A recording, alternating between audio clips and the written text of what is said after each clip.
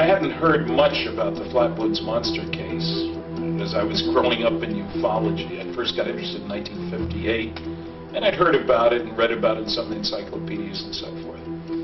But it was only when Frank Ficino called me to appear at their 50th anniversary celebration in Flatwoods that I looked a lot more closely to see what do I want to get involved with here. I mean, is this real? Is it not real? Is it just a story? I was very impressed with what I found. So I agreed to go down there. And I was astonished in talking with Frank, and he was sending me material, and we spent time together at the 50th anniversary to see the enormous amount of information he had collected. And when talking to the witnesses, I mean, I believe you have to go to the site if you're going to learn something useful about a case. It's very helpful. So with Flatwoods, being able to walk the walk that the kids took going up the hill, to see the big tree, to see the area where the saucer had landed up above, as soon as you saw those things, you've got a very important context for the story. And that's what had been there. It was the highest place in the area. So whoever was running the darn thing would look around and say, hey, we better put her down there. There's no place else. We're in bad trouble otherwise. So that made sense. That place made absolute sense. And then when you go up the hill to go past the tree, what's left of it, the family, the people had gone up past and the monster came out from, then you could again understand they're going up there to see what's up there. They have no expectation at all of running into something over here, especially some monster, some different thing, some totally unexpected thing.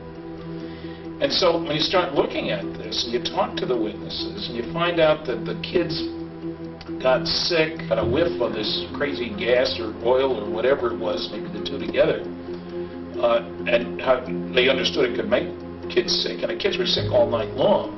The reporter found that out. When you hear about what the National Guard guy, Dale Levitt, found, it begins to really pile up facts and data and information. And then when I read the Air Force explanation, gee, no surprise there, it was just a meteor. Well, meteors have certain properties. They move very rapidly. When they hit the ground, there's a big noise and usually a big hole in the ground, and there are remnants of the meteor. None of these hold true. Meteors don't circle around a city and come down and land. You could say, well, it just went down the other side, but that wasn't what the people perceived. And when you hear the explanation, not only was it a meteor up there, although there's not the slightest bit of evidence that there was, and if you look at the meteor compilations for that year, no Flatwoods meteor. And when you hear about the monster and then the stupid explanation that it was an owl, I mean, a big owl, real big owl, and that the kids getting sick was because they were frightened. None of that makes any sense. Look at that. Here's the monster owl. Here's the monster. You know how high the branch was up here? When the skeptics put out drawings, of course, they got the branch down here. But the object couldn't have moved out if there was a branch in the way. It went under the branch that was maybe 12 feet off the ground.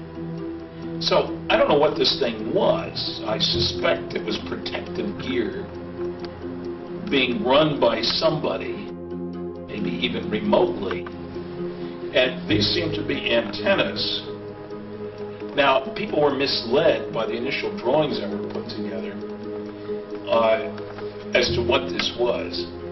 But it's remarkable when you look at the 5 drawings made by the 5 kids who were up there, and the local reporter had each kid do it separately. And you see how alike they were. Standard legal procedures say if 5 people describe something the same way, then they're probably describing the same thing. And, you know, this is impressive for 5 different kids.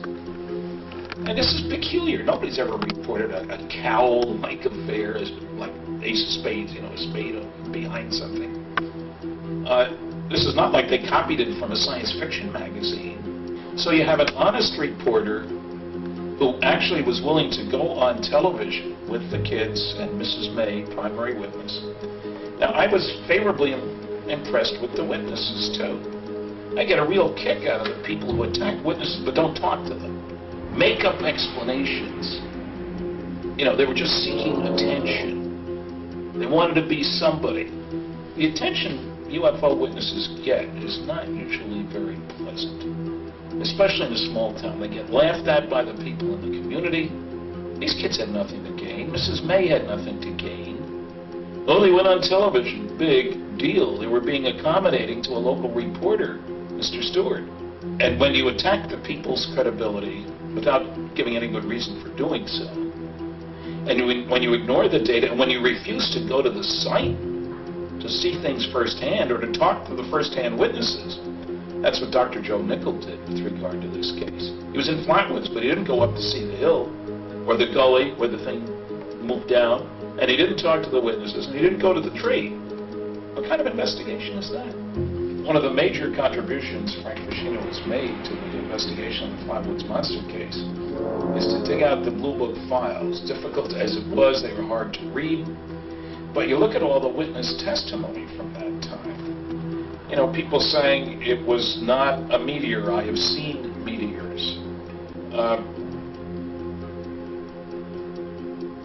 People who haven't seen meteors might think it was, but I have seen meteors as clearly being flown. That's a quote from a witness. Obviously, the craft was in trouble, or it wouldn't have come down up there. They saw it as kind of burning. So you got to go down, cool it off. It's amazing out there on the site. See how steep the gully is. The terrain is rugged. It's not gently sloping hills. The thing slid on down, this object went back there, and the whole thing took off sometime later. Meanwhile, lots of information was collected which we had never seen. And Dale Levitt pointed out he never got any feedback on the stuff that he sent in. He sent in samples of the liquid, samples of the metal. Nobody knows what happened to it, where it went, and what the results were. And that's what I think happened here. And I think the government was, the guys on the inside at the hub, were very much concerned about what this meant. In the first place, people were scared all to pieces. Monster, that conjures up all kinds of things. And in the second place, what does this mean? Are these guys here to destroy us? Were they getting ready to attack? You know, the imagination plays tricks, and if you talk about a 12-foot-high monster, that is scary. And so you can understand the government's concern with not making any more out of this story than they had to. It's part of the job of the government to prevent public panic about things, to tamp down too much excitement, because it gets in the way of getting rational things done. So I'm not blaming the government entirely for lying about this event. What are they going to say that wouldn't scare the heck out of people? Are they going to tell you about all the other sightings that night of craft moving across the country from the East Coast over? Don't think so. But Frank Fashino has collected the stories from the newspapers all over the East, and it is clear there were lots and lots of sightings of truly unidentified flying objects that were not meteors.